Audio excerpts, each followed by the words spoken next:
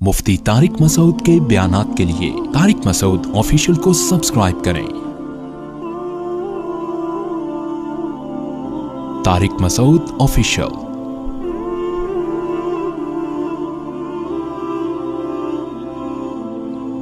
سورہ حج میں اللہ نے قیامت کے زلزلے سے اس کو شروع کیا۔ اے لوگو اتقوا ربکم، اپنے رب سے ڈرو، ان زلزلۃ الساعۃ شیء عظیم، قیامت کا زلزلہ کوئی معمولی چیز نہیں ہے۔ یوم ترونہا، جس دن تم اس زلزلے کو دیکھو گے، تذہل کل مرضعۃ عما ارضعت، سب سے زیادہ ماں اپنے دودھ پیچے بچے سے محبت کرتی ہے۔ اللہ فرماتے ہیں ہر دودھ پلانے والی، چاہے وہ انسان ہو یا جانور ہو، وہ اپنے دودھ پلانے والے بچے سے اس زلزلے کو دیکھ کر غافل ہو جائے گی۔ وَتَضَعُ كُلُّ ذَاتِ حَمْلٍ حَمْلَهَا، ہر حمل والی عورت یا جانور وہ اپنے بچے کو اس ٹینشن سے گرا دیں گے۔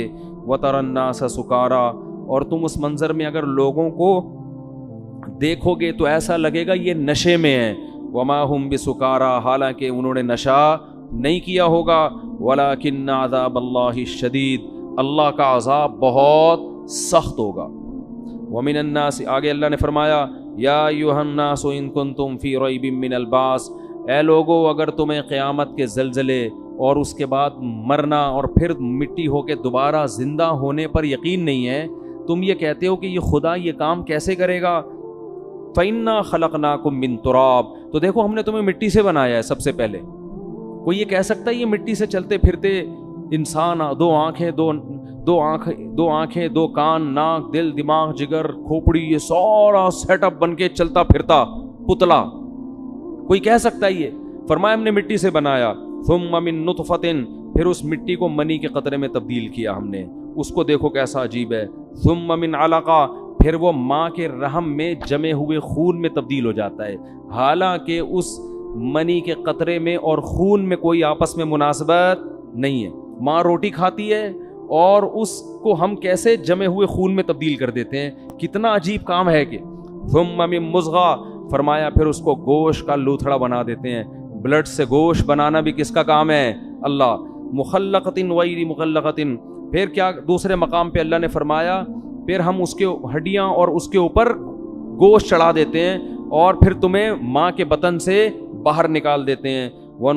ثم نخرجکم طفلا ثم لتبلغوا اشدکم، کمزور پیدا ہوتے ہو پھر تمہیں پروان چڑھا کے لتبلغوا اشدکم، ایک دن جوانی کی دہلیز پہ قدم رکھتے ہو، تمہارے چال میں طاقت، تمہاری آواز میں طاقت، تمہارے بازو میں طاقت، تمہارے سوچنے سمجھنے میں طاقت۔ ومنکم من یتوفی، کچھ لوگ تو جوانی میں مر جاتے ہیں، پھر اللہ کیا تصرف کرتا ہے؟ یرد الی ارذل العمر، کچھ لوگوں کو سخت بڑھاپے کی طرف ریورس کر دیتا ہے۔ لکی لا یعلم من بعد علم شیئا، سب کچھ جانتے بوجھتے ہوئے بھی احمق اور بے وقوف بن جاتا ہے، وہ ایسا دماغ اللہ اس کا معاف کر دیتے ہیں۔ فرمایا کہ یہ اگر تمہیں شک ہے تو خدا کی قدرت کی یہ نمونے تم اپنی آنکھوں سے صبح و شام دیکھ رہے ہو، تو وہ خدا مٹی ہونے کے بعد دوبارہ زندہ کیوں نہیں کر سکتا؟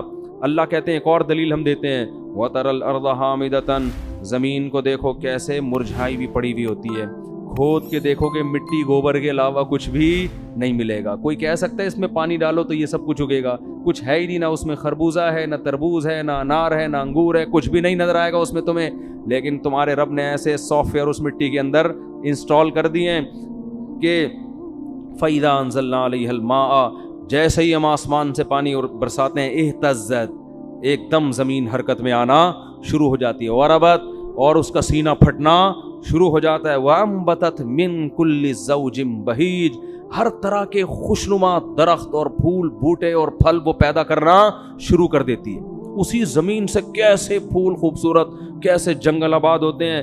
ذالک، اللہ کہتے ہیں یہ خدا اس لیے کر رہا ہے تمہیں یقین آ جائے بِأَنَّ اللَّهَ هُوَ الْحَقُّ، کہ وہ اللہ برحق ہے، وَأَنَّهُ يُحْيِي الْمَوْتَى، وہی مردوں کو دوبارہ زندہ کرے گا، تاکہ تم یہ نہ کہہ سکو یہ مردے زندہ کیسے ہوں گے۔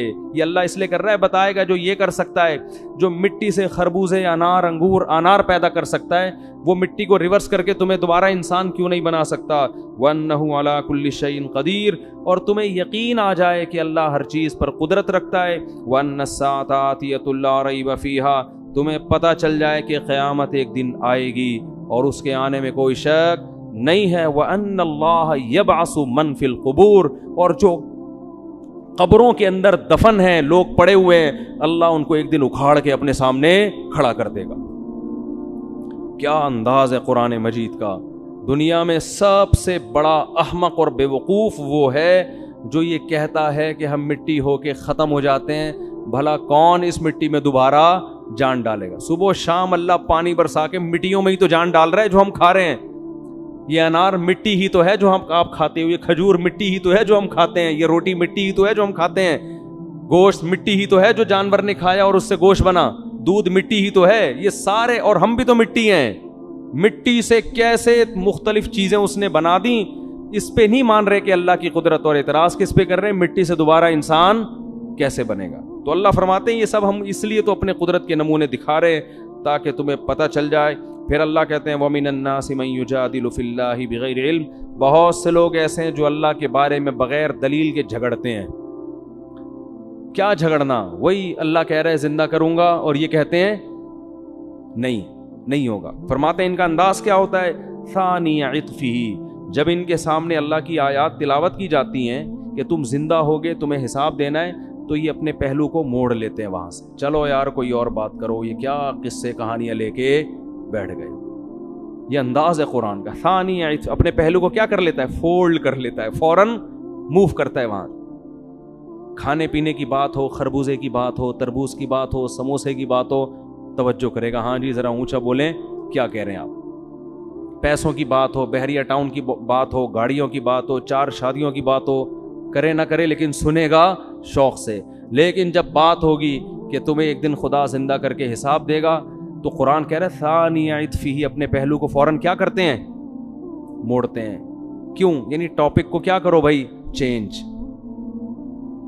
جیسے ہوٹلوں میں لکھا ہوتا ہے نا, سیاسی باتیں کرنے پر پابندی ہے, پھٹا ہو جاتا ہے نا بعض دفعہ.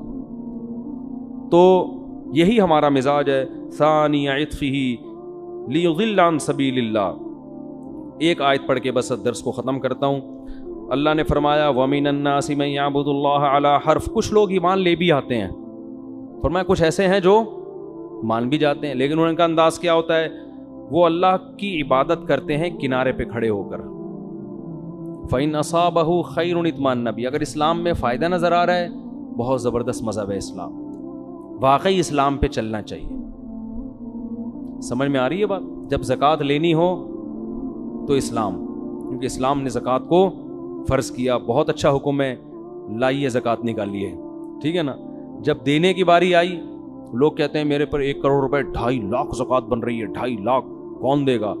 وہ بھائی 1 کروڑ بھی تو ہے تیرے پاس, اس کو نہیں دیکھ رہا. 1 کروڑ کو نہیں دیکھے گا, جو 2.5 لاکھ نکل رہے ہیں نا, اس پہ موت آ رہی ہے. اور صرف زکوٰۃ نہیں, اسلام تو کہہ رہا ہے اور بھی سخاوت کرو, ہاتھ کھولو اللہ کی راہ میں اپنا, مرنا ہے ختم ہوئے. ہم چائنیز کی طرح یہ پیسہ قبر میں تھوڑی لے کر جائیں گے. وہ ملیشیا میں قبرستان ہے نا, چائنا والے ڈالر کے اتنے بڑے بڑے وہ کرنسیاں لے کے اپنے ساتھ دفن ہوتے ہیں, قبرستان ہے وہاں پہ. تو ہمارا تو یہ نظریہ ہے کہ یہ نوٹ ہم اپنے ساتھ قبر میں نہیں لے کے جائیں گے. یہاں جو خرچ کر دیے وہ آخرت, وہ قبر میں پہلے پہنچ گئے, اس کی نیکی پہنچ جائے گی. تو اللہ فرماتے ہیں کہ جب کوئی ان کو خوشی پہنچتی ہے, اطمئن بھی, تو مطمئن ہوتے ہیں. اسلام بڑا زبردست مذہب ہے. وَإِنَّ 4 شادیاں کی باتیں بھی ہیں بھائی اسلام میں. وَإِنَّ أَصَابَتْهُ فِتْنَةٌ, جب کوئی آزمائش آتی ہے, انقلب علی وجہہ, الٹے منہ اسلام سے واپس پھرتے ہیں. تو یہ اپنے مطلب کا مذہب ہے. خسرت دنیا والآخرہ, فرمائے یہ دنیا میں بھی برباد اور آخرت میں بھی. اسی طرح یاد رکھو کہ خواہشات کی بیس پر اپنا مسلک چھوڑنا بھی اسی میں داخل ہے. طلاقیں دے دے کے اہل حدیث سے جو فتویٰ لے کے آتے ہیں نا, ان پہ بھی یہی آیتیں فٹ ہو رہی ہیں.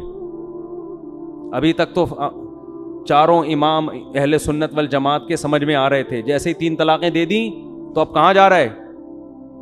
خواہشات پوری کرنے کے وہاں سے. تو اس سے بیوی حلال نہیں ہوگی, اس کو سمجھ لو. تو اور ان لوگوں کی زندگی میں کبھی بھی سکون نہیں آتا.